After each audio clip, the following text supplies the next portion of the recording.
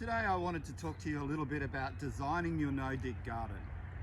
So it really starts with the imagination and the visualization. You know, what do you want? How big an area do you want to put under food production in your garden? I know with small kids that it's really important that we retain some grassy lawn for play, especially developing those foundational skills that we need to develop to grow into healthy, thriving human beings. So the kids actually do need some grassy area to play on, as well as healthy, vital living food, which can be produced at home through a no-dig garden. So with a no-dig garden, they're quite flexible. You're simply putting cardboard or newspaper over your existing ground, whatever's there. Here we've got grass, and that's most commonly what we end up putting no-dig gardens over is grassy lawns.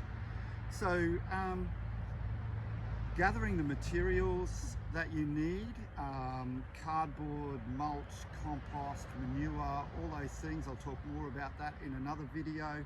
How much do you need? Well, that depends on how much area that you're going to put under no-dig gardens. So it's a great thing to do to get the kids out, tape measure in hand, perhaps a garden hose. I love to use a garden hose to help me design no-dig gardens, and the reason why is that they're readily available, they're in the yard already, and they're flexible.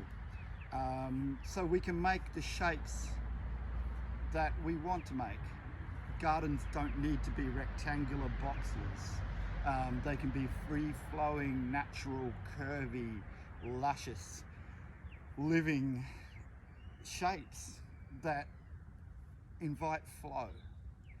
So when we're looking at siding our garden, we want to think about energy in our system. Where does the inputs come from? You know, is it accessible? Can we actually get bales of straw and mulch and bags of compost to our gardens? And also, we want to think about energy out. So energy out of the garden would be out of the garden into the kitchen.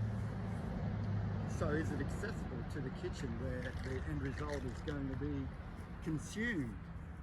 So what I'm doing here is I am just laying out the hose to give me an idea of area and size and shape, and I can move the hose around to suit my shape.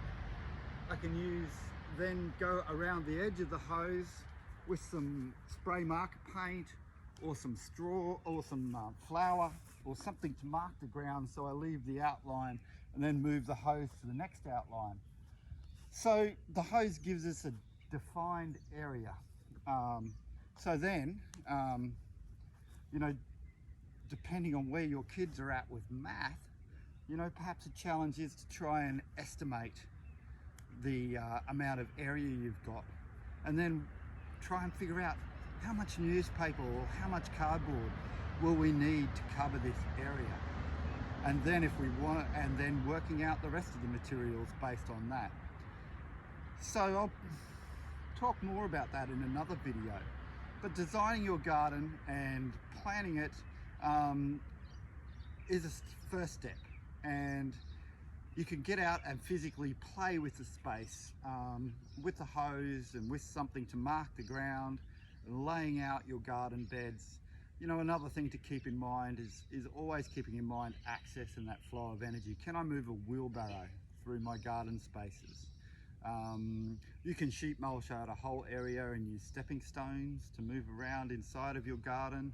I love the keyhole design. If we look to nature, you know, most things are round and curvaceous, and earlier I put an earlier post in there inviting people to think about shape and edge and area ratio.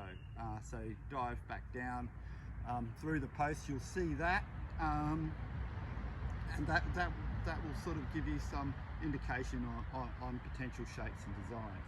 Anyway, everybody, thank you for watching, and I'm encouraging you to get out there and playing in your yard, thinking about how can I turn my garden, my yard, into a living food system for little cost, no special skills.